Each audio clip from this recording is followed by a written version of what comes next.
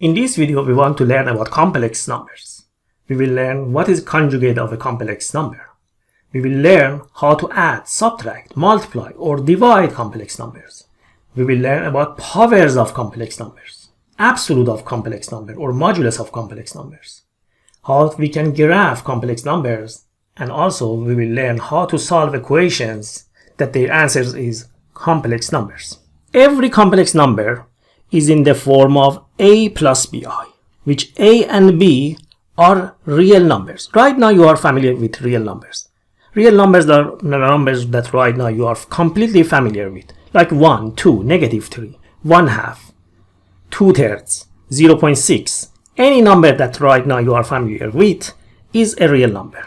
But the complex number is in the form of a plus bi, and the I here is a square root of -1. So far, anytime we faced with a square root of -1, we said this is undefined. But right now, we define a square root of -1 as I. So, in this form, when we write complex number in the form of a plus bi, that I, when we write I, it means a square root of -1. So we define a square root of -1 from now on, and we name it I. And because I is a square root of -1, what is I to the 2 then? If we raise both sides of this equation to the power of 2, I to the 2 would be a square root of -1 to the 2. Power 2 and radical cancel, so I to the 2 would be -1. Let me show you some examples of complex numbers here. Let me list some examples of complex numbers. For example, 2 plus 3i is a complex number because it has 2, a is 2, and b is 3 times by I. And you know what is I. Whenever we write I, it means simply radical -1, a square root of -1. 4 minus 3i, this is a complex number. A is 4, b is -3 times by I. Another complex number. 7 plus 2 radical -1, which of course can be written as 7 plus 2i. This is a complex number. Another example, -4i. Maybe you would think, what happened to a? A is 0 here. You can think this number as 0 minus 4i. A is 0, b is -4. Even just a real number like 7 can be considered as a complex number. 7 can be considered as 7 plus 0i.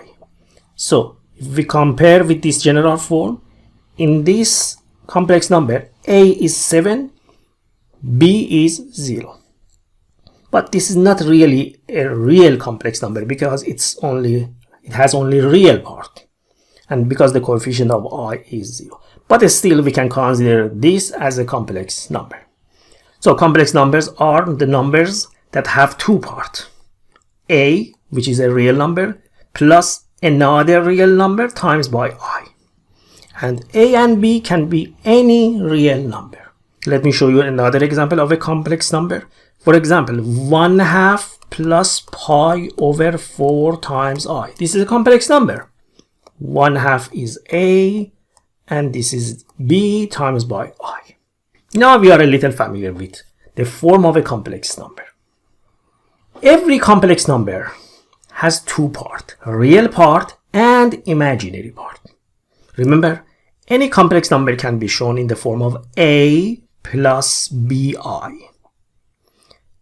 The a is the real part, we show in short with re, real part of the complex number, which is a.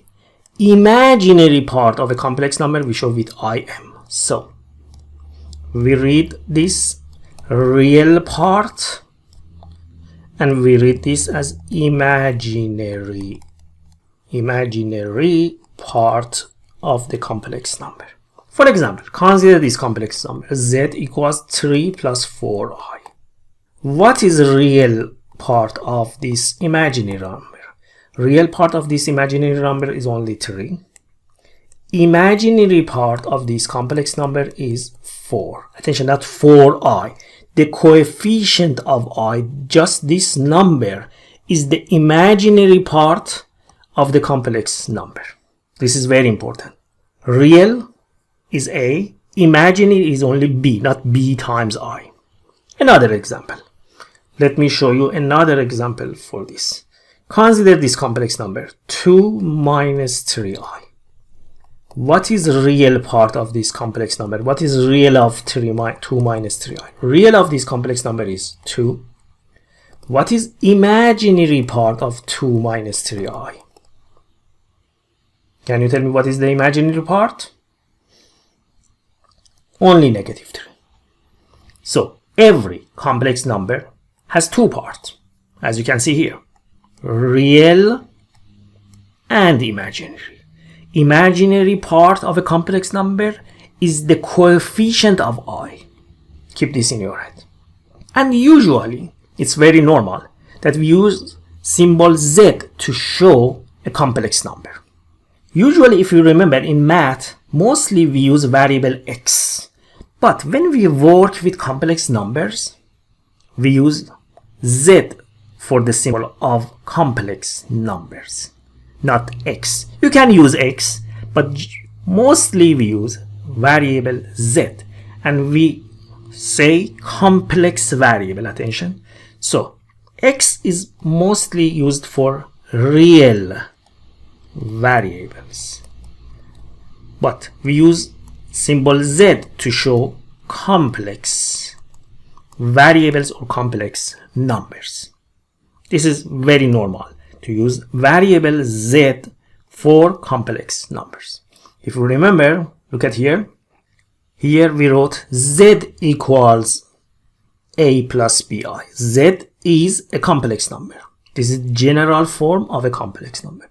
We didn't wrote x equals this, even though we can write x equals that, but it's better to use Z to show a complex number. And attention, sometimes when we have a complex number in the form of Z equals a plus bi, sometimes a is 0. So only we have Z equals b times I.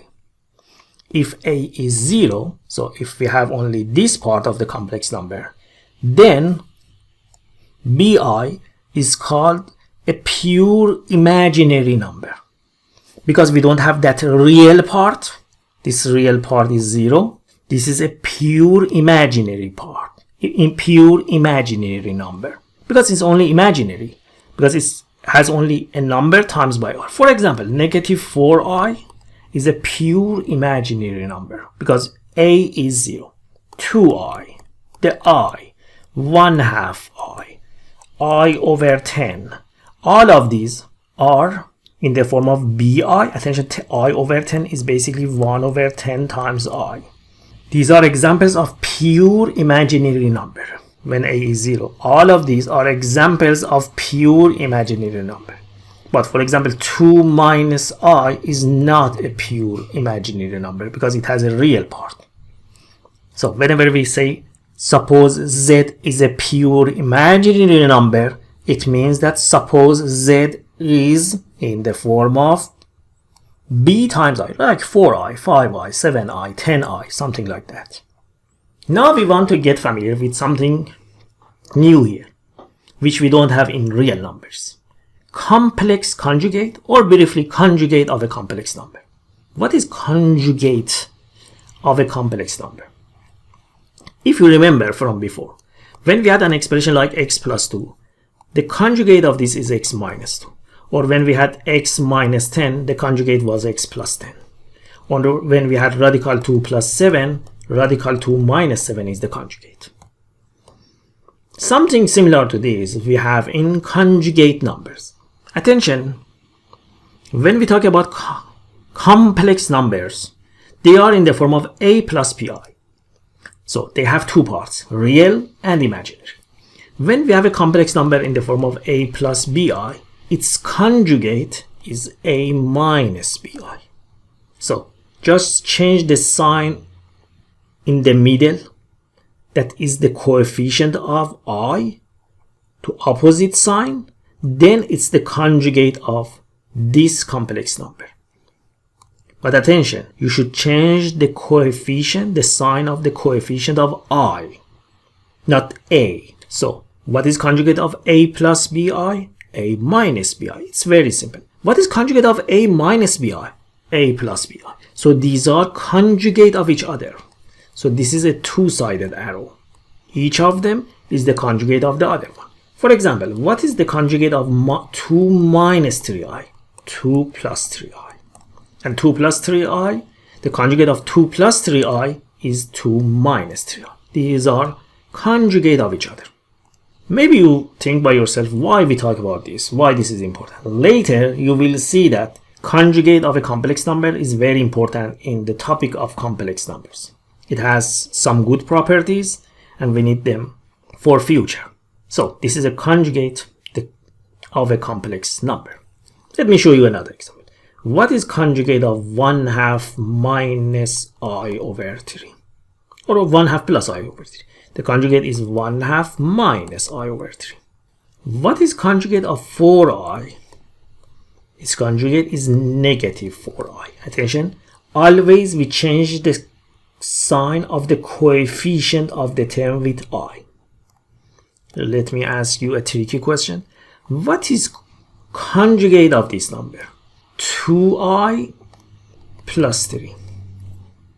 If you want to say that its conjugate is 2i minus 3, no, it's not. Remember, the conjugate of a plus bi. Whenever you write a complex number, keep this in order always. Real plus coefficient times I. But this complex number is not given in the proper form. So, before finding the conjugate, it's better to write this number in the proper form of a complex number. So, before doing anything, we say 2i plus 3 is not in the good form of a complex number. We rewrite it in the form of 3 plus 2i. Now, the conjugate of this number is 3 minus 2i. So attention, you cannot learn the conjugate of a complex number in this way to say always change the sign in the middle and then it's the conjugate. This is completely wrong. If it is in order, like this standard form here, yes, you can change the middle sign to opposite sign, it's the conjugate. But if the number is not in the proper form, in the proper order, first write the number in the proper form, a plus bi, then change the sign in the middle to the opposite sign, it's the conjugate of that number. And again, let me repeat this here. The conjugate of a complex number plays an important role in this topic. And we will learn some application of this, especially in the division of two complex numbers. Let's continue. Now finally we want to learn how we add and subtract two complex numbers. If you remember from elementary school, after we get familiar with numbers, we learned what is 1, 2, 3, 4, 5. They started to teach us addition and subtraction of numbers, but just real numbers. Now we want to see how we can add and subtract two complex numbers. It's very simple. If you want to add or subtract two complex numbers, simply add real to real, imaginary to imaginary part. So here, what do you think the answer of this would be? 3 plus 2i is a complex number, 5 plus 4i is another complex number. We want to add these two, real to real, which makes a similar to similar term. 3 and 5 are real parts, so we add these two to each other. 3 plus 5 is 8. 2i plus 4i would be 6i, and this is the answer. Next one, we have negative 2 plus I plus 6 minus 3i. Negative 2 plus 6, 4. I minus 3i, negative 2i. Here we have this question. 1 plus 2i minus 3 minus I plus 4i. Similar terms to each other. This is real, this is real. 1 minus 3, negative 2. This part and this part and this part are imaginary parts. 2i minus I plus 4i would be 2i minus I is 1i, 1i plus 4i, so in total we have,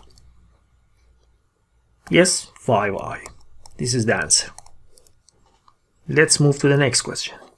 Now we want to subtract these two. You can do all of this at once, or you can do this in two steps. First, you can say, let's rewrite 2 minus 3i. Apply the negative in the bracket to make it easier for yourself. Negative times negative 1 would be plus 1. Negative times 4i would be negative 4i. If you want, you can put a bracket around this, but it's not really necessary. 2 plus 1 is 3. Real to real. Imaginary to imaginary. Negative 3i minus 4i, negative 7i. Now finally we have this question. 2 minus 3i minus this square bracket. So as you know, we start from the brackets. We simplify the inside, then we start from the outside. First, focus on the inside. So first we want to simplify here. 2 minus 3i minus, we have a square bracket. Let's focus on the inside. 1 minus 2i. Multiply negative in the bracket, then you have negative 5 plus 3i. Negative times 5, negative 5. Negative times negative 3i would be positive 3i plus 3i. We are inside the square. 2 minus 3i minus 1 minus 5 is negative 4. Negative 2i plus 3i is plus I. 1i or I.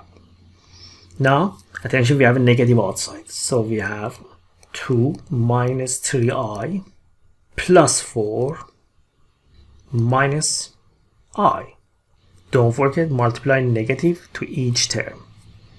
2 plus 4 is 6. Minus 3i minus I is minus 4i. Now let's learn more advanced operations, complex number. After we learned about addition and subtraction of complex number, it's time to learn about multiplication. To multiply two complex number, this is a complex number, general form of a complex number times another general form complex number. It's very simple again. You start by multiplying each term in the first bracket by each term in the next bracket. Very simple. Before we do that general form, let's do this example here first. Then we back to that question. Let's start with this question. 2 plus 3i times 5 plus 4i. 2 times 5 is 10. So first we do this. Then 2 times 4i would give you 8i. Now is the time to multiply the second term of the first bracket in the terms of the next bracket. 3i times 5. Yes, of course, it is 3i times 5, but multiply number by number. 3 times 5 is 15. So 3i times 5 is basically 15i. 3i times 4i, multiply real by real, imaginary by imaginary. 3 times 4 is 12, and I times I is I to the 2. Like a times a is a to the 2. X times x is x to the 2. I times I is I to the 2. So plus 12i squared. But remember that what is I? I is a square root of negative 1. And because I is a square root of negative 1, if you remember, as I mentioned in the beginning of the video, I to the 2, raise both sides to the 2, I to the 2 would be a square root of negative 1 to the 2, but a square root of negative 1 to the 2 would be only negative 1, because when you raise this to the 2, power 2 and square root cancel. So I to the 2 is negative 1. So here at the end, you can replace this with negative 1, because I to the 2 is negative 1. This is very fundamental, and we will use this in many parts.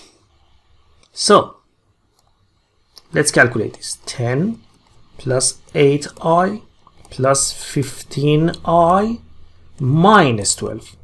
Again, because I to the 2 is negative 1, 12 times negative 1 is negative 12. Now we can simplify this even a little more. 10 minus 12 is negative 2. 8i and 15i is 23i. And this is the answer of this multiplication. Let's back to our general form. Then we do the next examples. We start multiplying the first term in the first bracket in the second bracket. A times c. So of course it is AC. Then we have A times DI. ADI. Then we have BI times C. Never write it as BI times C. It's BCI. It's better to always put I at the end of your term. So BI times C is BCI. BCI. And BI times DI is BDI squared. Do not write BIDI. BD, B times D times I by times another I to the 2. Remember, I to the 2, whenever in complex number you face with I to the 2, do not leave it as I to the 2 because I to the 2 is simply -1. So we can write this answer in the form of AC minus BD. Attention, because I to the 2 is -1, -1 times BD is negative BD, which I put it here because this is a real part, this is also real. These two terms have no I as the coefficient, so these are real parts. And we have two other terms, ADI plus BCI. We can combine these two and write this as AD plus BC times I. We factor I from these two terms, we combine them, and we write them as AD plus BCI. Maybe you ask, should we memorize this formula for multiplication? No, of course not, never. For example here, to multiply these two numbers, did we know that we have that formula? No, just simply multiply each term in the first bracket in each term of the second bracket. The only thing that you need to memorize is one thing. I to the 2 is -1. This is the only thing that you need for multiplying two complex numbers. Let's try the next example here. 1 plus 2i times by 2 minus I. Start distributing. 1 times 2 is 2. Then 1 times -I is -1i or simply -I. 2i times 2 is 4i. 2i times -I. 2i times -I is -2i squared. Now, I to the 2 is -1. -1 times -2, +2. So all of this is 2 plus 2. In total, this is 4. Let me review this again. I to the 2 is -1 times -2, +2, plus 2, 4. Gradually you get familiar with these operations and this becomes easier and easier. -I plus 4i is plus 3i. The next one, -1 plus I to the power of 2. We know that when we say 5 to the 2, 10 to the 2, any number to the 2, it means multiplied by itself. So this means that multiply -1 plus I by -1 plus I.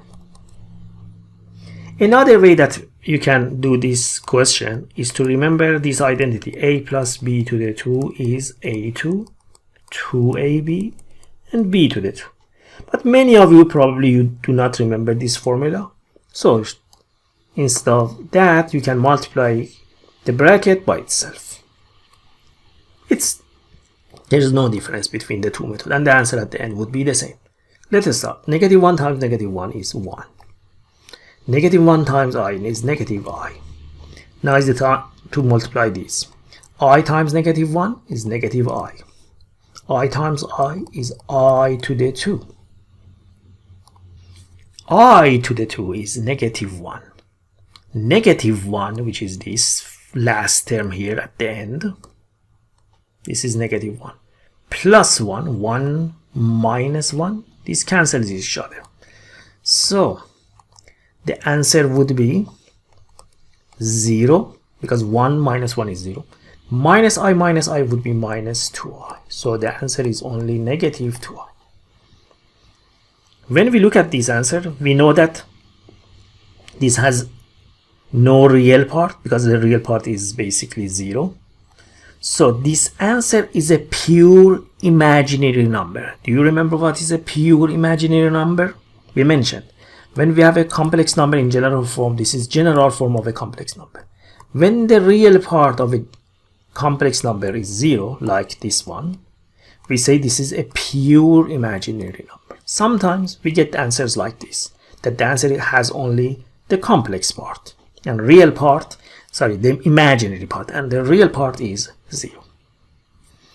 In this example that we had here, the real part is 4, imaginary part is 3, so this is not a pure imaginary number. This is just a normal complex number. Look at this example. I times by pi minus 4i. At first it seems a little confusing, but it's very simple. Just follow the rule. Multiply term by term. I times pi. Please do not write I pi. It's completely right to write it this way, but it's not good way to write your answer. For example, we say 2 plus 3i. Never we say 2 plus I times 3. Always it's better to put I at the end and the real part before that. The coefficient first, then times I. So when you multiply I by pi, don't say I pi. It's better to say the answer is pi I minus I times 4i would be 4i to the 2. This is the answer. But we know that whenever we see I to the 2 is negative 1. So we can write this answer as pi I minus 4 times negative 1. Minus 4 times negative 1 would be plus 4. So pi I plus 4. But we know that it's very bad to write the complex number in this form. Always it's better to write 4 plus pi I. Now to us it's completely clear that this is real and this is imaginary part of the answer, because sometimes they give you something like this and they ask you what is imaginary part of the answer, what is real part of the answer, and you should be able to figure out what is real part, what is complex part of the answer.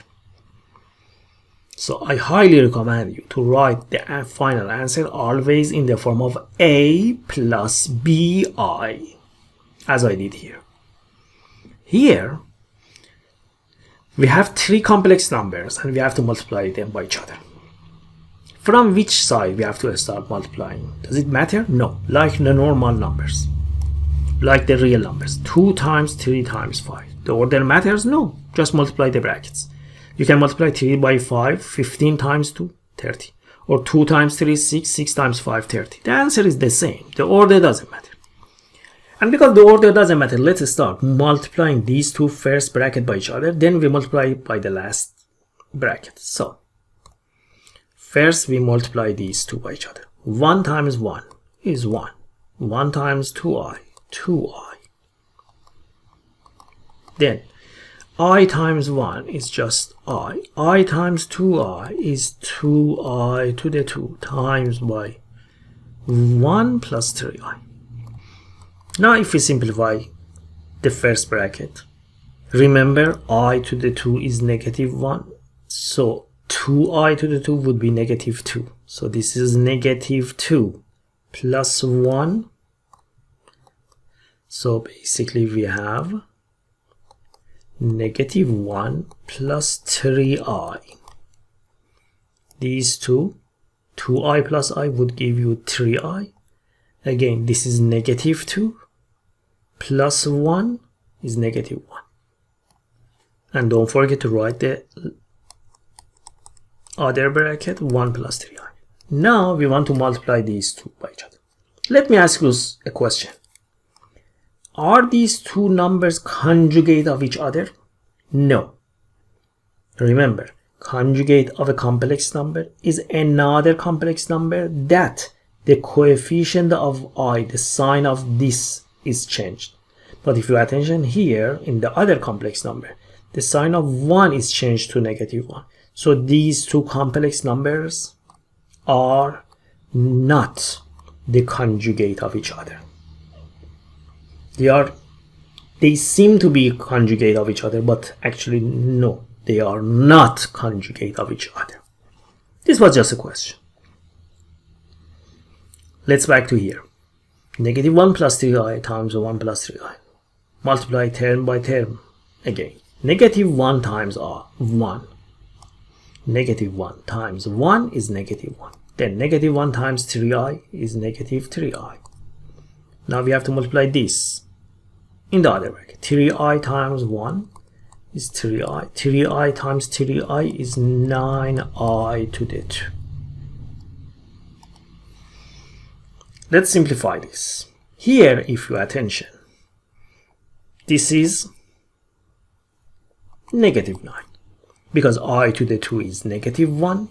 -1 times 9 is -9. So we have this real number. And also we have a -1 here. -1 minus 9 is -10. Now attention, -3i plus 3i, it would be 0. -3i plus 3i would be 0i, which is 0. Here it's really interesting. We multiplied these complex numbers by each other, and at the end we got just only -10, which is basically a real number. The imaginary part of this complex number is 0.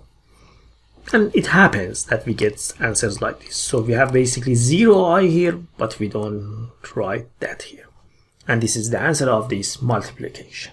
So sometimes we multiply complex numbers by each other, but at the end we just get a real number. It can happen. You should get familiar with that. If you remember, here we had a question. Yes, here. We multiplied this number, -1 plus I, by -1 plus I. At the end we got just imaginary, pure imaginary number.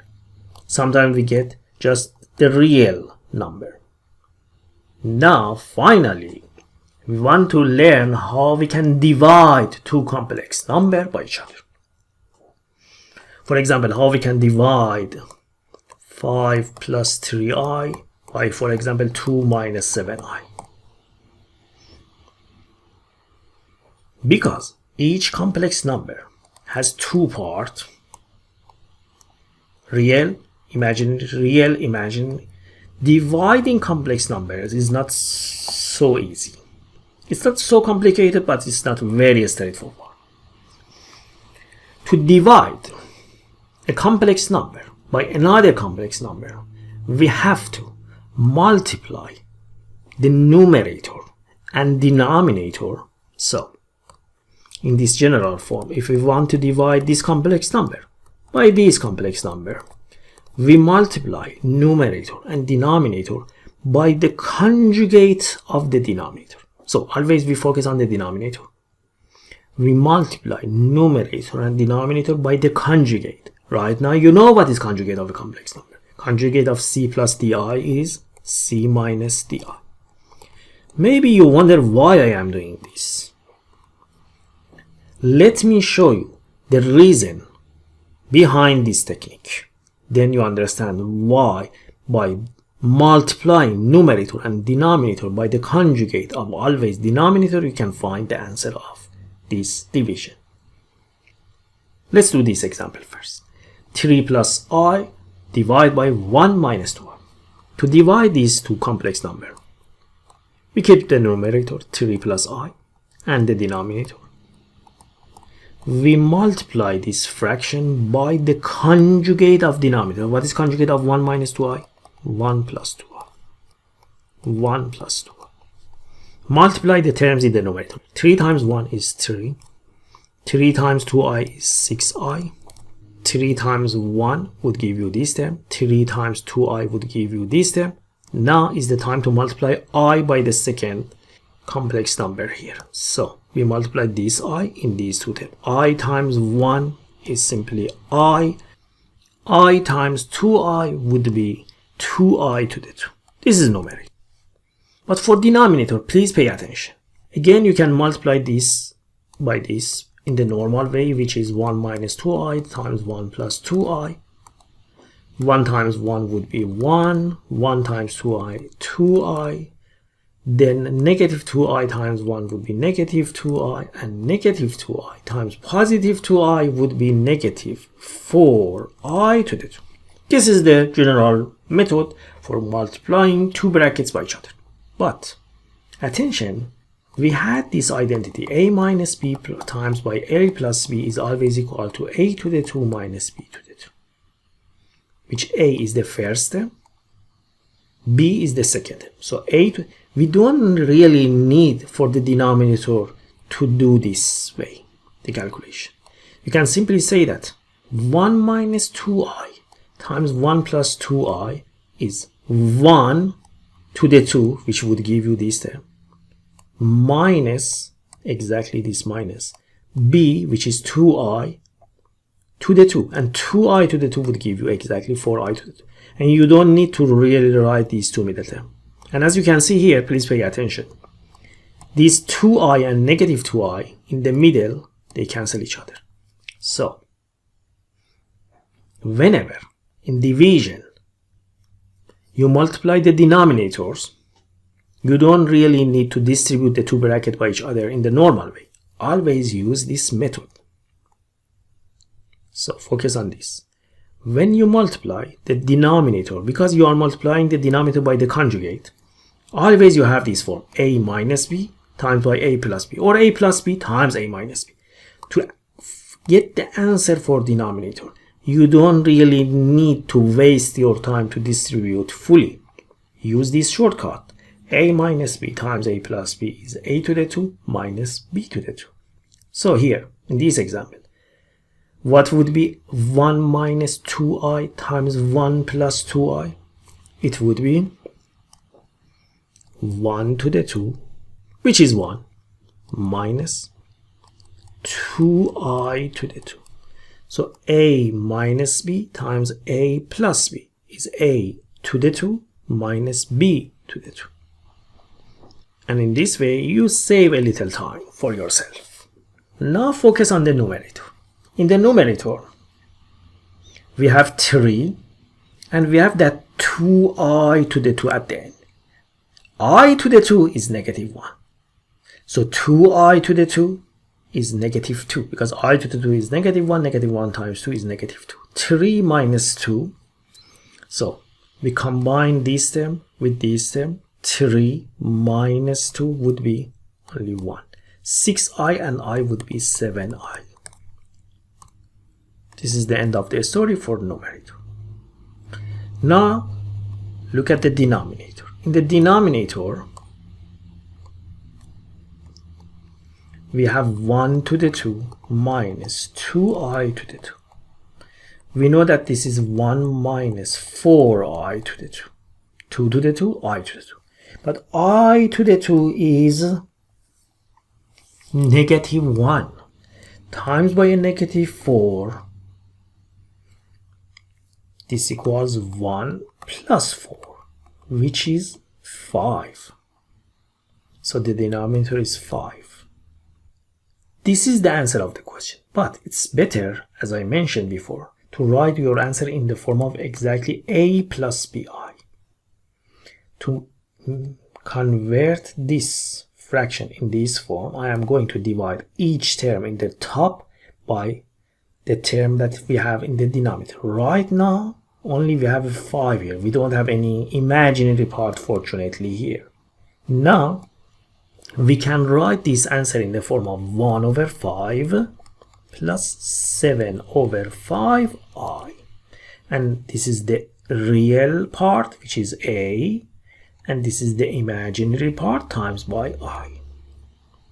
Now, you can understand why for dividing two complex number, we multiply numerator and denominator by the conjugate. Because whenever you multiply the denominator by its conjugate, at the end, as you can see here, when you multiply any complex number by its conjugate, the denominator would be just a real number without any complex part.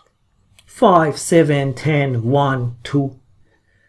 You are going to get just real numbers. And then, simply by dividing numerator by the denominator, you can find the answer. So, when we divide this complex number by this complex number, the answer is this complex number. Before we jump to the next question, please pay attention to this. Very important, and it can help you to do this processes like this faster. When we multiply this denominator by its conjugate, we multiply these two in the normal way. We got this. We simplify and we got at the end 5. Is there a faster way to get this answer? Yes.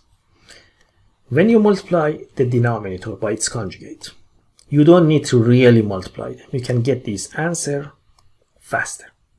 This number is always real, which is 1 to the 2, plus imaginary part, forget I, imaginary part to the 2. 1 to the 2, 1, negative 2 to the 2, 4, 1 plus 4, 5. So, even for the denominator, you don't need to use a minus b times a plus b identity, get the a to the 2 minus b to the 2, then simplify and get to this answer. The shortcut is this. Always the real part, 1, 2, 5, whatever it is, to the 2, plus imaginary part to the power of 2. Add them to each other, it gives you the denominator. Before we do the next example here, let me show you the general form of dividing two complex numbers. Here, we left this here. Now is the time to back to this question and complete this. When we have a plus bi, which is a general complex number, divided by another general complex number, we multiply numerator and denominator by the conjugate of denominator. Now we are ready to multiply numerator by numerator, denominator by denominator. When you multiply numerator by numerator, simply you have to do the multiplication. There is no shortcut for that. A times c is ac, then a times negative di is negative adi. Bi times c is, yes, bci. Don't say bic, it's ugly. bci. And finally, bi times negative di is negative bdi squared. But for the denominator, yes, you can say the answer of the denominator is c to the 2 minus di to the 2. No, it's better to use the shortcut that I taught you right now. The answer of this multiplication, yes, in the normal way is c2 minus di to the 2, then this is c2 minus d2 I2, because this d raises to the 2, I raises to the 2, but I to the 2 at the end is negative 1, so this is c2 minus d2 times negative 1. This equals to c2 plus d2. Why you waste your time for all of this?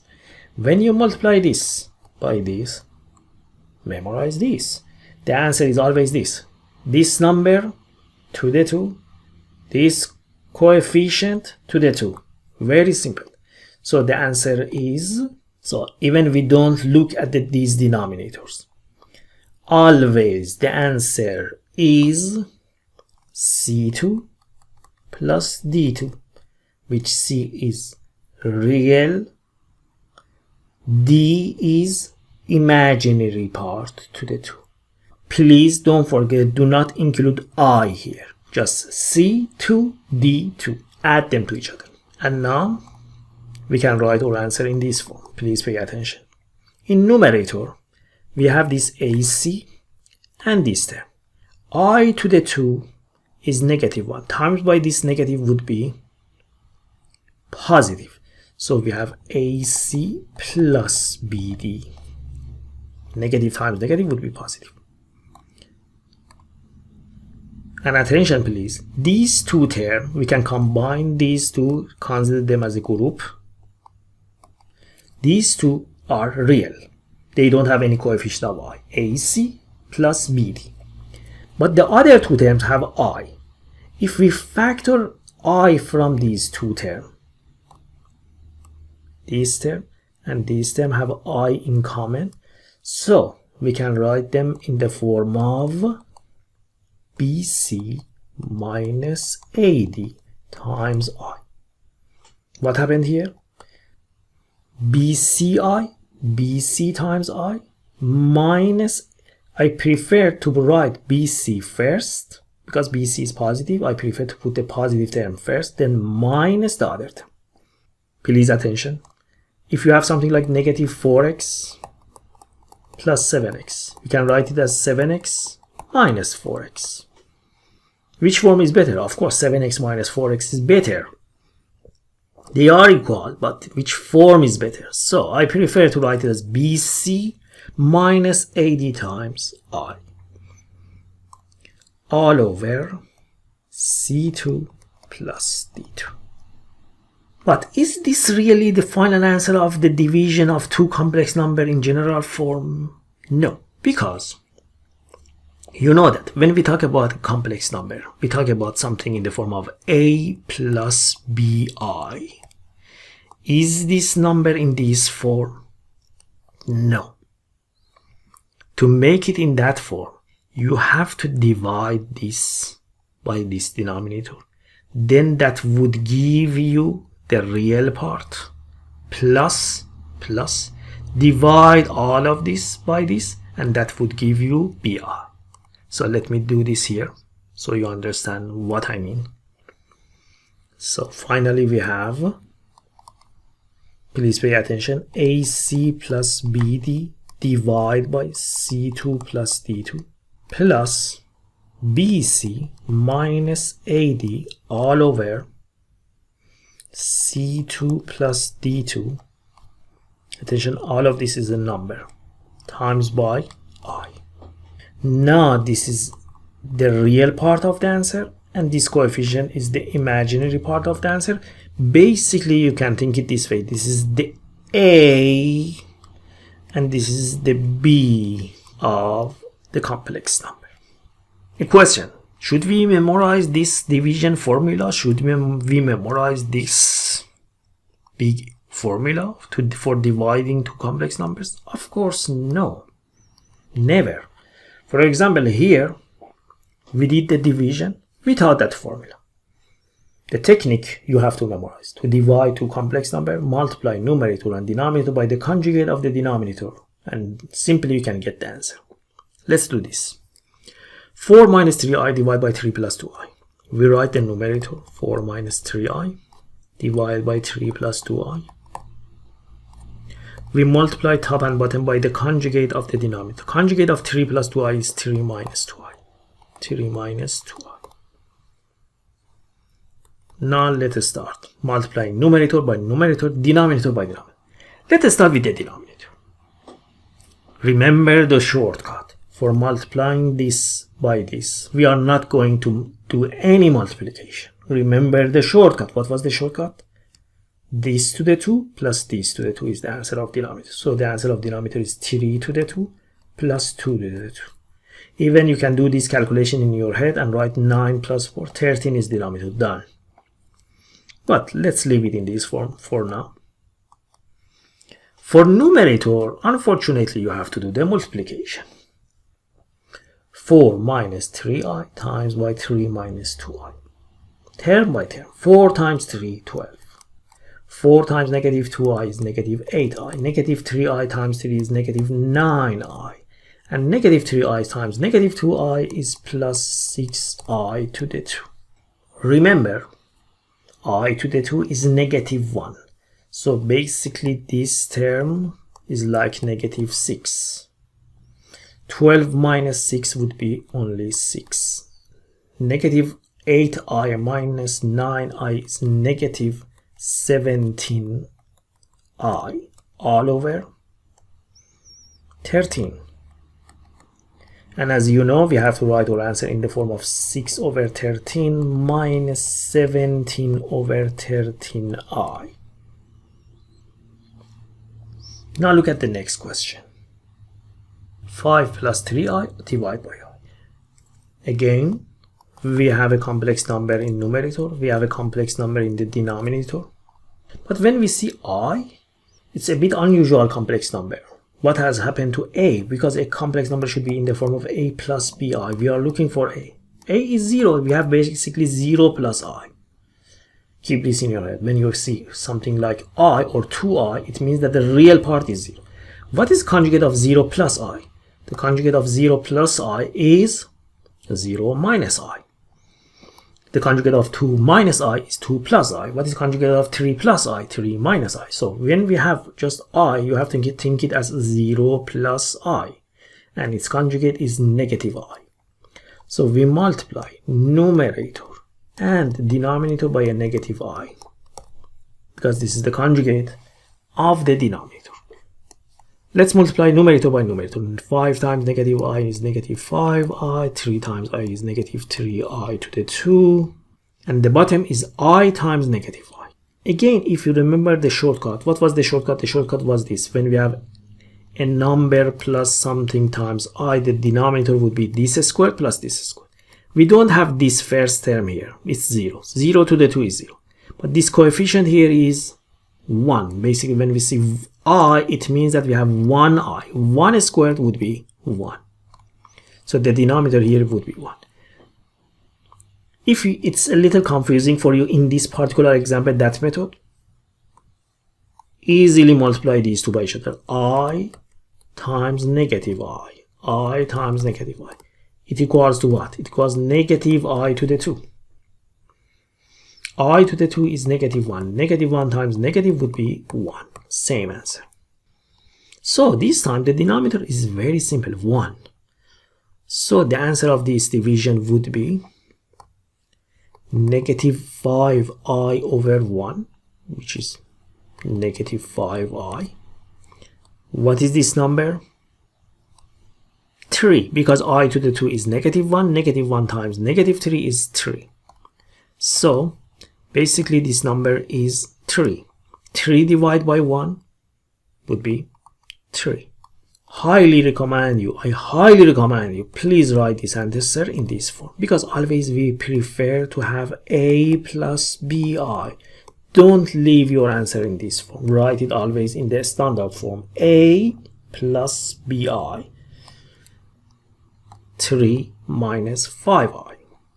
Now let's do the next example. We want to divide negative 2i by 2 plus I. We are going to multiply numerator and denominator by the conjugate of denominator. What is conjugate of 2 plus I? 2 minus I, 2 minus I. Can you tell me what would be the denominator? Try to calculate the denominator in your head.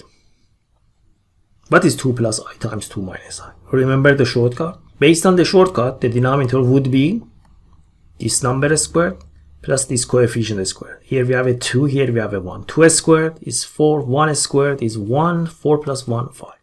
So the denominator is basically 2 to the 2 plus 1 to the 2, which is 5. But for numerator, negative 2i times 2 is negative 4i. Negative 2i times negative I would be plus 2i to the 2. Denominator is 5. Numerator is negative 4i. Negative 4i minus 2. I to the 2 is negative 1 times 2 is negative 2. We divide numerator by denominator. Then we have negative 4i divided by 5, negative 2 over 5. But it's better to write the answer in the form of negative 2 over 5 minus 4 over 5i. Negative 2 over 5, negative 4i over 5, or negative 4 over 5 times I. This is the answer of dividing these two complex numbers by each other. Now we have this complicated question. We have to divide these and then we have to add them. Maybe you are thinking to common denominator first, then you are going to do the division. It's up to you, but it's better to first do the division for each fraction, then add them to each other. This is more standard way for doing this type of question. Again, it's completely right to do the common denominator and then do the division of the two complex numbers. But the standard form is to do the division. Not the standard form, more normal way. It was better to say that. So we have 5 plus 5i over 3 minus 4i. We multiply top and bottom by the conjugate. The conjugate of the bottom is 3 plus 4i. For the next one, we have 20 over 4 plus 3i. What is the conjugate of 4 plus 3i? 4 minus 3i. 4 minus 3i. 4 minus 3i. What is the denominator when we multiply these two? Based on the shortcut, the denominator will be 3 to the 2 plus 4 to the 2, or negative 4 to the 2 is the same. 3 to the 2, 9, 4 to the 2, 16, 16 plus 9, 25. So the denominator is 25. For the other fraction also, if you pay attention, 4 to the 2, 16, 3 to the 2, 9, 25. So the denominator are the same. At least in this case, we are lucky that the denominators are the same. Now multiply numerator by numerator, denominator by denominator. 5 times 3. 5 times 3 is 15. 5 times 4i, numerator is 20i. 5i times 3 is 15i. 5i times 4i is 20i squared. 20 times 4, look at the next fractions, is 80. 20 times negative 3i is negative 60i. The denominators are the same, 25. We can combine these two fractions by each other, but for now let's keep them separate, then we add them. Look at the numerator. This is negative 20. We know I to the 2 is negative 1, so this is negative 20. 15, negative 20 and 15 is negative 5. 20 plus 15 is 35i. And 80 minus 60i for the next fraction. Now, because the denominators are the same, we write one of the denominators and we add numerator to numerator. If you want, for example, you can simply factor a 5 from here, cancel with 5 here, from here, factor a 5 from numerator, we cancel. But before that, let's add these two fractions to each other, then we do that cancellation. The denominators are the same, so we can add numerators to each other. 80 from the second fraction minus 5 from the first fraction would be 75. So we have 75. 35 minus 60 would be negative 25. 35i minus 60i is just 25i. Now we do the division. 75 divided by 25 is 3. Negative 25i divided by 25, 25 and 25 cancels, it just remains negative i. So the sum of these two complex fractions is 3 minus I. Let's move to the next topic. Powers of the number I. So far we know that the square root of negative 1 is defined to be I. So I is a square root of negative. And we know that any number to the power of 0 is 1. So for I also we have this rule. I to the power of 0 is 1.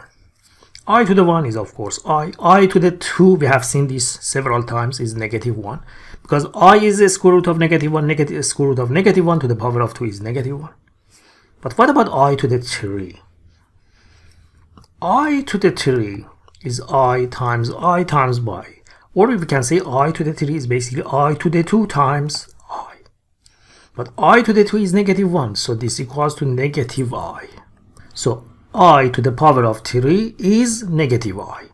And finally, what about I to the 4? I to the 4 can be written as I to the 2 to the power of 2. What is I to the 2? Negative 1. Negative 1 to the 2 is 1. So I to the power of 4 is 1. Now, if you pay attention, it seems that we have a loop. We started from I to the 0, we went up to I to the 4, and we get same answer, 1. So it seems that this loop goes forever. For example, what is I to the 5? I to the 5 is basically I to the 4 times I. Because I to the 4 is 1, I to the 4 is 1. 1 times I is I. So I to the 5 is like I. And this pattern continues forever. Now that we know this fact, simply we can calculate powers of I. For example, what is I to the 10? Whenever we want to find I to a power, we try to relate it to I to the 2, which we know the answer, or I to the 4.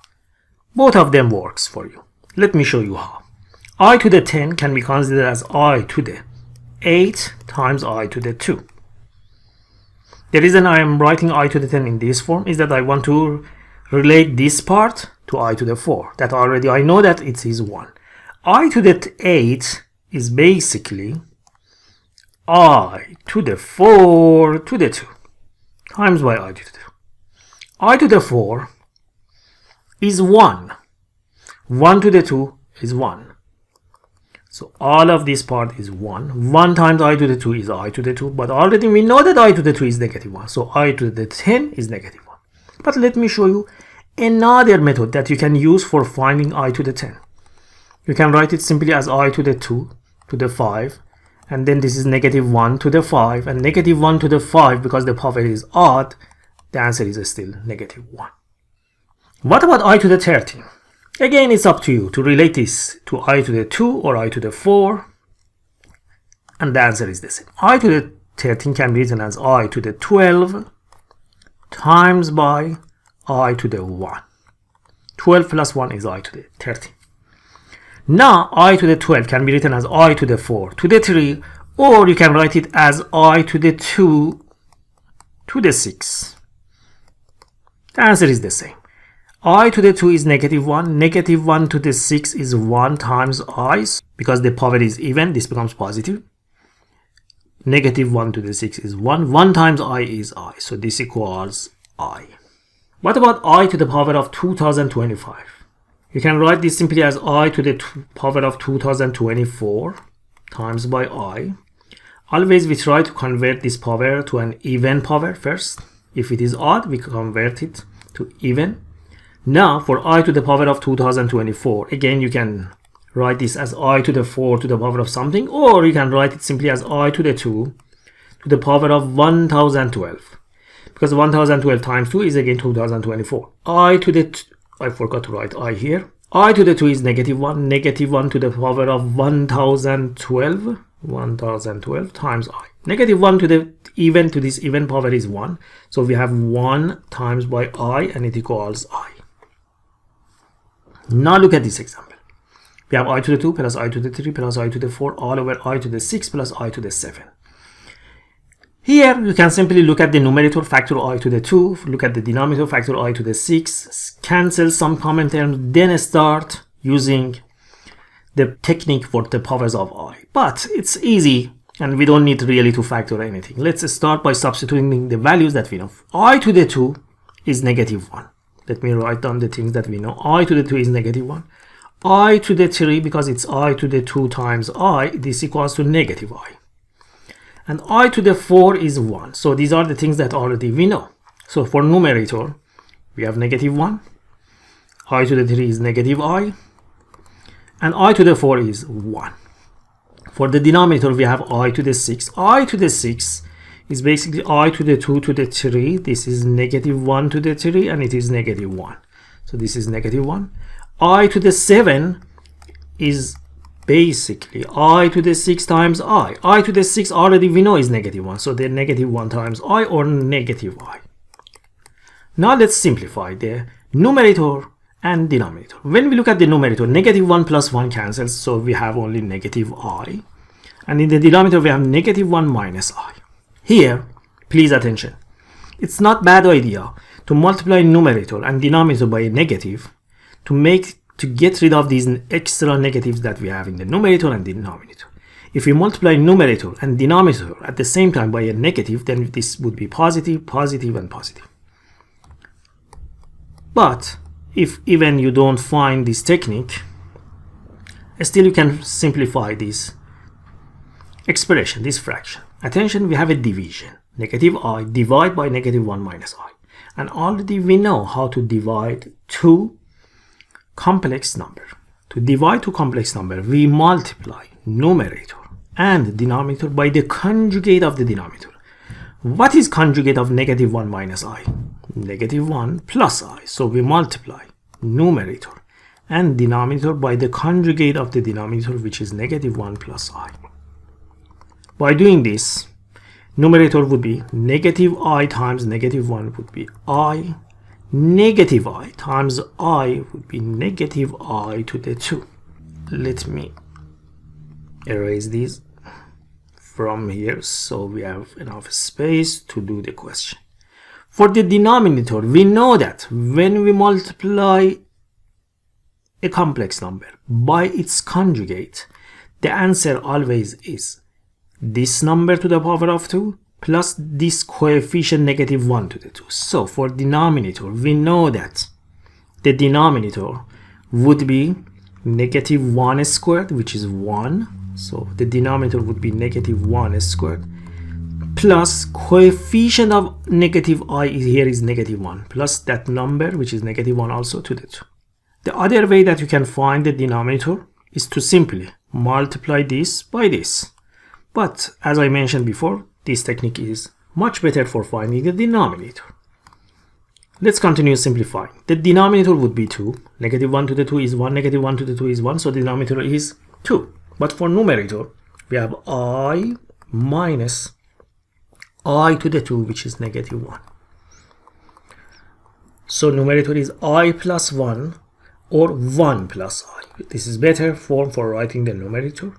All over 2. Then this can be written as 1/2 plus I over 2, which can be written as 1/2 I or I over 2. So this is the answer of this question.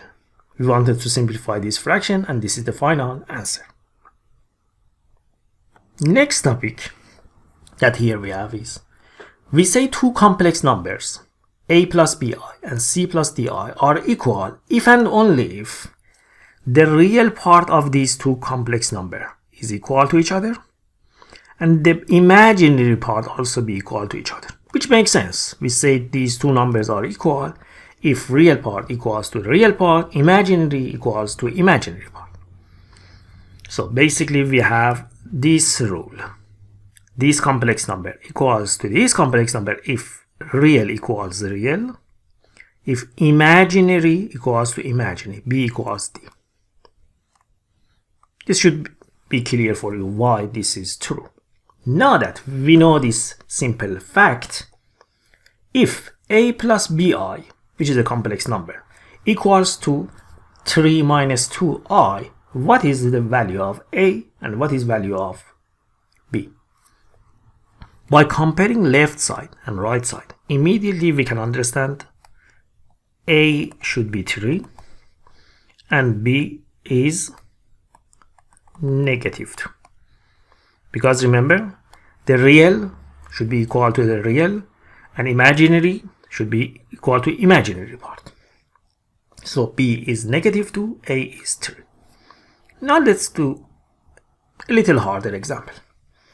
If 3x plus 2yi minus ix plus 5y equals 7 plus 5i, find the value of x and y. And x and y are real numbers. We look at the left side of this equation. we have this real and this real components. 3x and 5y are real in the left side. But these two are complex because these are basically imaginary parts, because this is something, a coefficient times by I, and this is also negative x times I. It's better to rewrite negative ix in the form of negative xi.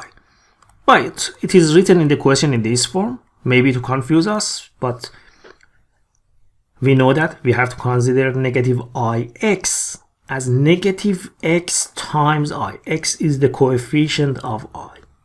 So here, before doing anything, I am putting the terms that are real beside each other, and I make them a group like this. And then I put the coefficient of I outside, and I factor 2y minus x. I factor I, and then the coefficient would be 2y minus x. So we make groups here. These two would give us this term, and these two would give you this group. So real parts together, imaginary parts together. Now we write the right side, 7 plus 5i. Now based on the rule that we know, the real should be equal to the real. In the left side, the real part is 3x plus 5y. It should equal to 7. Imaginary part in the left side is 2y minus x. It should equal to 5. Now we have a system of equation.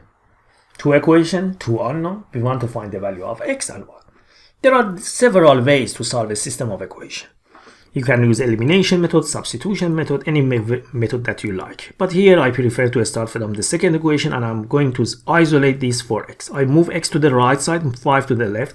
Then I have 2y minus 5 equals x. I replace this here. So I am using the substitution method. X is 2y minus 5. If I substitute in the first equation, then 3 times 2y minus 5 plus 5y should equal to 7. From this, if you multiply 3, we have 6y minus 15. It should equal to plus 5y plus 5y. It should equal to 7. 6y plus 5y would be 11y. 15 goes to the other side, positive 15 plus 7 is 22. So from here, y equals 2. Now that we know the value of y, simply we substitute this 2 in one of these equations that here we have, or you can substitute this 2 in this equation that you have here. You can find simply the value of x. So finally, what is the value of x? X equals to, attention, x equals to 2 times y, y is 2. So 2 times 2 minus 5. So x equals negative 1.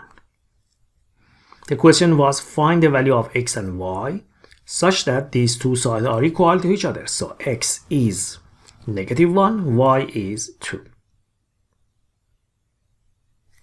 Now that we are a little familiar with complex numbers, let me show you how we can show or how we can represent a complex number in the axis.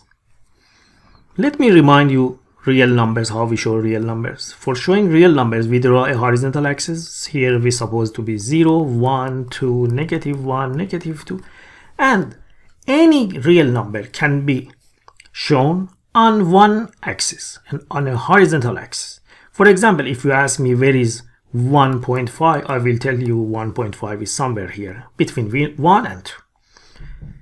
Or for example, where is 0.2? 0.2 is somewhere here between 0 and 1, closer to 0. Where is 2? 2 is clearly exactly here, and so on. So any number can be shown on one axis, but this is really important to notice. If you remember, any complex number z has two parts, a plus bi. So for example, where is z equals 2 plus 3i? If this is the x-axis and this is the y-axis, where is 2 plus 3i? 2, maybe you think, okay, 2 is here, but what about this 3i? What we have to do? Because each complex number has two parts. This part is real and this part is imaginary.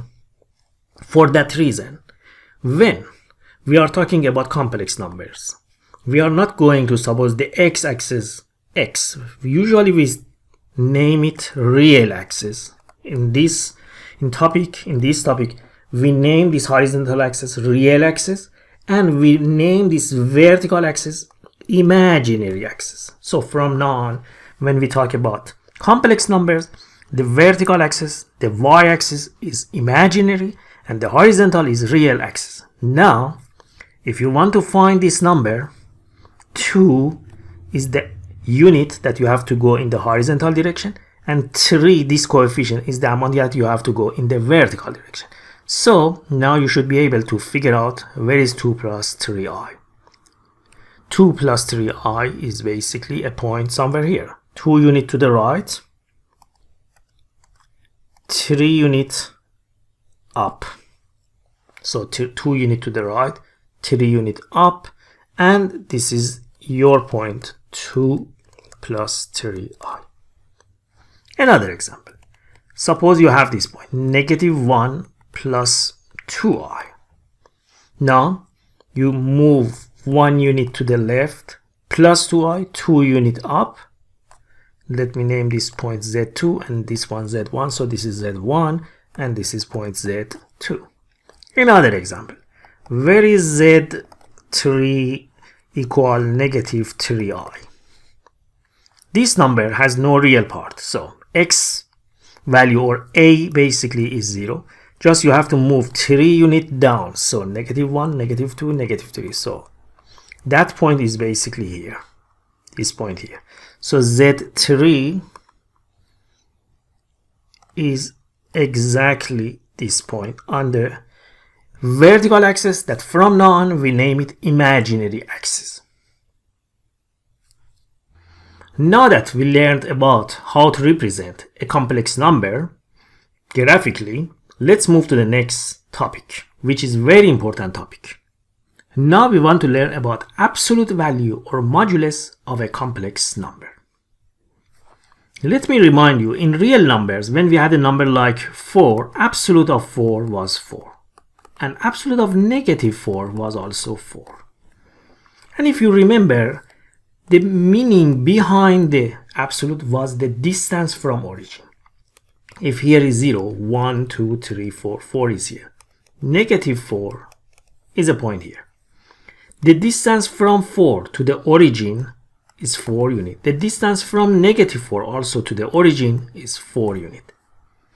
And the idea behind the definition of the absolute is exactly the distance from origin. And because for 4 and -4, the distance from the origin is the same and is 4 units, that's the reason that the absolute of both of them is positive 4. Now, let's focus on the absolute of a complex number. The absolute of a complex number, z equals a plus bi, is defined in this way. Absolute of z, or modulus of z, is a square root of a to the 2 plus b to the 2. For example, suppose we have this complex number, z equals 2 plus 3i. The absolute of this number is a square root of 2 to the 2 plus 3 to the 2, not I, just a real part to the 2 plus imaginary part to the 2. And it would be a square root of 13. But what is the meaning of this square root of 13? Let me show you. First, let me show you the point z2 plus 3i, 2 unit in the real axis direction, 3 unit in the y or imaginary axis direction, and that point would be here. 2 unit to the right, 3 unit up, and that point is basically here.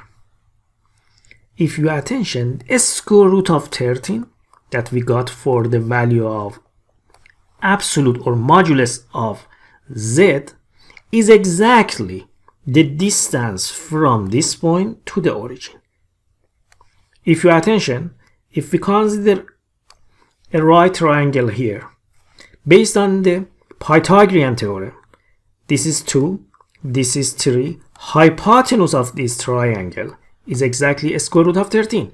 And this square root of 13 shows the distance from this point to the origin. So basically, here also in the complex numbers, the idea behind the definition of absolute or modulus of a complex number is the distance from the origin. The reason that I emphasize on this is that this is very important and very critical for the next topics in the complex numbers. So keep this in your head. Whenever you are finding the absolute of any complex number, basically you are finding the distance from that complex number from the origin. And of course the absolute would be positive. So here in this case the absolute would give you this distance. For example, let's consider another point. Suppose we are considering this point, -4 minus 3i. Then the absolute of z would be a square root of -4 to the 2 plus -3 to the 2. This would be a square root of 16 plus 9, a square root of 25 or 5. Where is this point? 4 unit in real axis to the left, 3 unit down. That point is somewhere here. The distance from this point here to the origin is 5 units. So this distance from this point to the origin is 5 units. Let me repeat this again. Absolute value or modulus of z shows the distance from the complex number to the origin. Now look at this question. If z equals 4 minus 3i, find absolute of this complex number. This is a relatively easy question.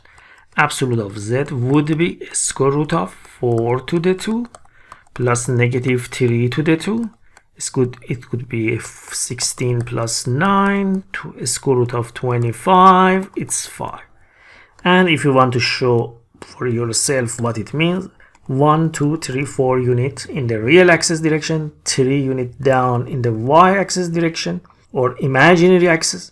The point is basically here in the fourth quadrant, 4 minus 3i. The distance from this point to the origin, which is this line, this distance is exactly 5 units. This is 4 and this is basically -3 unit down. Now look at this question. If z1 is 3 minus 2i, z2 is -4, 1 plus 4i, find the absolute of each of these numbers. Absolute of z1 would be a square root of 3 to the 2 plus -2 to the 2. This would be a square root of 30. The absolute of the other one would be a square root of -1 to the 2 plus 4 to the 2, a square root of 7. This is the distance of z1 from the origin. This is the distance from z2 to the origin. Now we want to answer the next part of the question. Which point is closer to the origin? We would say because absolute of z1 is less than absolute of z2, so z1 is closer point to origin.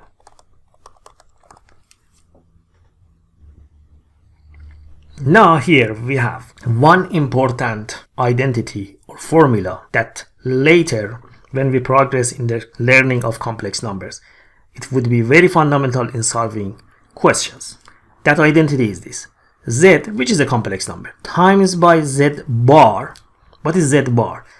When we have a complex number a plus bi, conjugate of z, we show with z bar notation or sometimes z star notation, is a minus bi. So when we have a complex number, right now we know what is a conjugate of a complex number. Conjugate of a plus bi is a minus bi. But the notation that usually we use for conjugate of a complex number z is z bar. So now we know what this means. Z bar is the conjugate of number z. If we multiply a complex number by its conjugate, always it equals to absolute of that complex number. Attention, whenever you say absolute, think to the meaning behind that. What is absolute of z means? The distance of the complex number from the origin. So absolute of z has a meaning. Don't think as just absolute of z. Absolute of z has a meaning. The meaning is the interpretation, the definition is the distance from the origin. The distance to the 2 is always equal to z times its conjugate of z. So we have this rule. But what is the reason why z times z conjugate is absolute of z to the 2? Let's prove it here. It's not really difficult to understand this. When we talk about a complex number z, always we can consider z as a plus bi. Whenever we hear a complex number, you have to think to a plus bi, because any complex number is in the form of a plus bi. If z is this, then what is z bar? We know that z bar or conjugate of z would be a minus bi. And if z is this, can you tell me what is absolute of z? We know what is absolute of z. Absolute of z is the square root of a to the 2 plus b to the 2. Now that we have everything ready, let me show you why this rule is true, why this identity is true. Z is basically this. Z bar is basically this. So if I multiply a plus bi times by a minus bi, it should be equal to absolute of z, which is this expression, to the power of 2. Let's see, is it true or not? If we multiply a plus bi by a minus bi, we have seen basically this before. If we multiply a complex number by its conjugate, if you remember, I have told you in this video about this.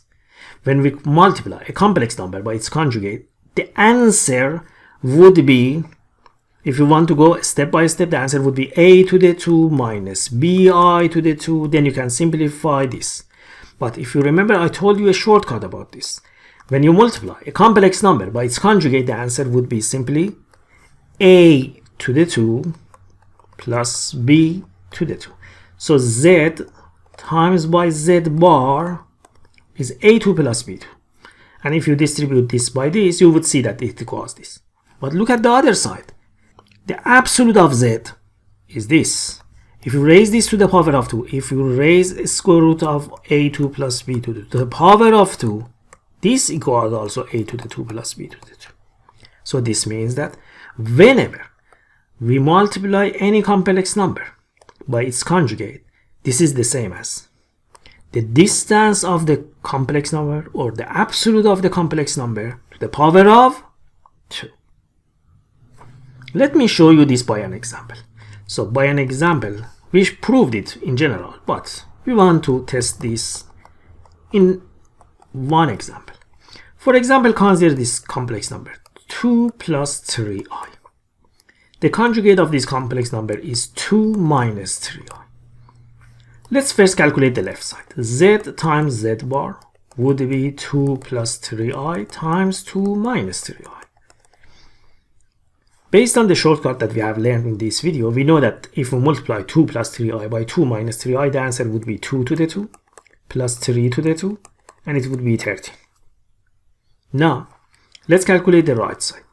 What is absolute, or the distance of z from the origin? It would be a square root of 2 to the 2 plus 3 to the 2, a square root of 13.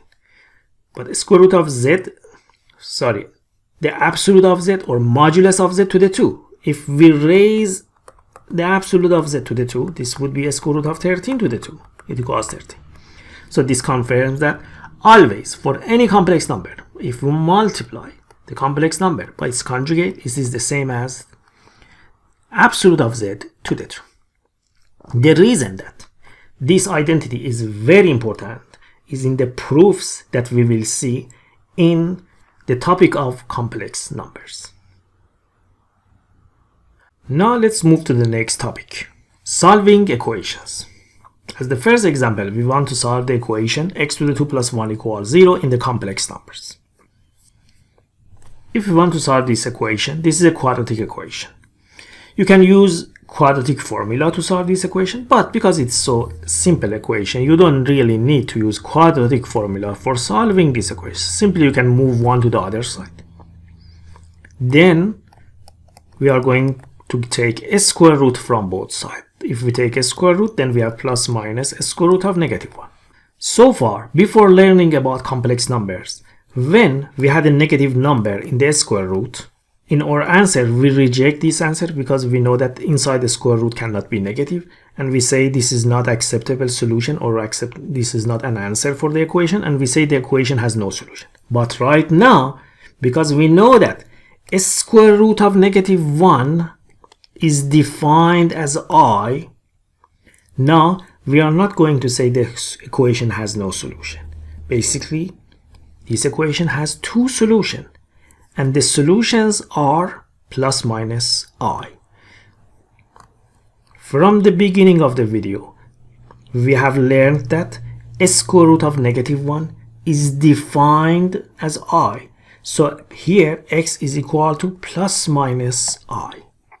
So this equation has two solutions, but attention, these answers are not real numbers. Attention, we want to solve these equations, and we are completely fine if the answer is a complex number. Solve the equation in the complex numbers.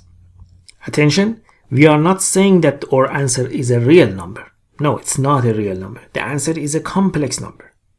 The answer is 0 plus minus I. The real part is 0. The imaginary part is 1 times I. The imaginary part is basically 1. So this equation has two solutions, plus minus I. Let's move to the next question. Solve the following equations again in the complex numbers. Z to the 2 plus 2z plus 5 equals 0. This is a quadratic equation, and maybe first you think to factoring, but if you try to find two numbers that their product is 5, their sum is 2, probably you are not going to be successful. So instead of wasting our time, immediately we go and we use the quadratic formula. Let me remind you the quadratic formula: negative b plus minus radical b to the 2 minus 4ac over 2a. In this equation, a is 1, b is 2, and c is 5. So based on the formula that we know for quadratic equations, the answer would be negative 2 plus minus radical b to the 2 is 4, or 2 to the 2, 4, minus 4 times 1 times 5. 4 times 1 times 5 is negative 20 over 2a, or 2. 2 times 1, 2. So finally, z equals negative 2 plus minus 2 to the 2 is 4, 4 minus 20 is negative 16, so radical negative 16 all over 2. Please pay attention to this. Whenever we have a square root of 16, we know the answer is 4. But here we have a square root of negative 16. What we have to do with this? This is simply a square root of 16 times a square root of negative 1. Plus 16 times negative 1 is again negative 16. A square root of 16 is 4. A square root of negative 1 is I. So this equals to negative 2 plus minus 4i divided by 2. Divide the terms in the numerator by the denominator. Negative 2 over 2 is negative 1. 4i plus 2 is 2i. This is the real and this is the imaginary part of the answer. And these two numbers, negative 1 plus 2i and negative 1 minus 2i, are the solutions of this equation. Again, let me repeat this. These two answers, these two numbers, are complex number. This equation has no real solution. It has only two solutions, two answers, and those answers are in the complex numbers. Let's take a look at the next equation. Z to the 3 plus 25z equals 0. First, we factor z to solve this equation. If we factor z, then we have z to the 2 plus 25 equals 0. From this, we know that either z is 0, so this is one solution, which is a real solution, and z to the 2 plus 25 equals 0. For solving the second equation, we move 25 to the other side, then we take a square root from both sides. Don't forget to put plus minus negative 25. We know that the square root of negative 25 can be written as the square root of 25 times the square root of negative 1. And this equals to plus minus. A square root of 25 is 5. A square root of negative 1 is defined as I. So our original equation has three solutions: 0, 5i, and negative 5i. Before learning about complex numbers, we were thinking that this equation has only one solution. Yes, it was true. It has one solution in the real numbers. But when we learn more and we get to know that there are numbers that are complex numbers, that are not real numbers, now we know that this equation has basically three solutions. One of them is a real number. Two other solutions, two other answers to the equation are complex numbers. Another quadratic equation: 2x to the 2 plus 3x plus 5 equals 0. Usually, it's better to write complex equations in terms of variable z, but here it's in terms of variable x. Again, if you try to factor this, you are not going to be successful. Don't waste your time. Immediately, let's jump to the quadratic formula. Negative b plus minus radical b to the 2, which is 9, minus 4 times 2 times 5 would be minus 40, divided by 2a, 2 times 2, 4. So x equals negative 3 plus minus a square root of negative 31 over 4. But we know that we have to write this answer in the form of a plus minus bi. So we are not going to leave our answer in this form. Regarding a square root of negative 31, attention, this is a square root of 31 times a square root of negative 1.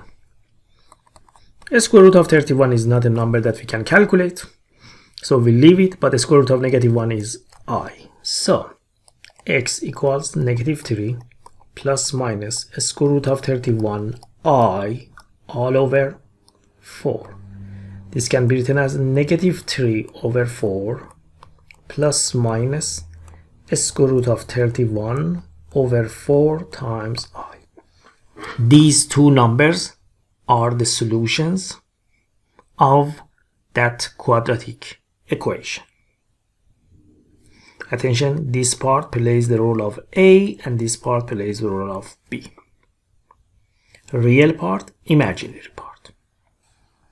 Now look at this equation. Z to the 4, we have an equation of degree 4. So probably it should have 4 solutions, 4 answers. Minus 16 equals 0. Immediately we notice that we can factor this and write this as a z to the 2 minus 4 times z to the 2 plus 4. The first one can be factored as z minus 2, z plus 2.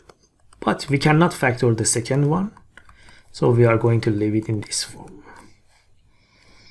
From this equation, z is 2. From setting this equal to 0, z is negative 2. These two answers are real answers. For finding the solution of z to the 2 plus 4, we move 4 to the other side. We take a square root. A square root of negative 4. A square root of negative 4 is a square root of 4 times a square root of negative 1, and this is 2i. So this equals plus minus 2i.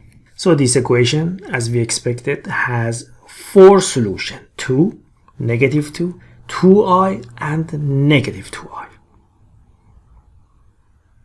I hope by watching this video you have learned about complex numbers. At least you get familiar with complex numbers, and now you know how to add, how to subtract, multiply, divide, solve equations involving them, and so on. If you want to learn more about complex numbers, watch my other videos that are in the continuation of this video. After this video, there are many other things that you can learn about complex numbers. If you like this video, please subscribe in my channel, and see you in the next videos.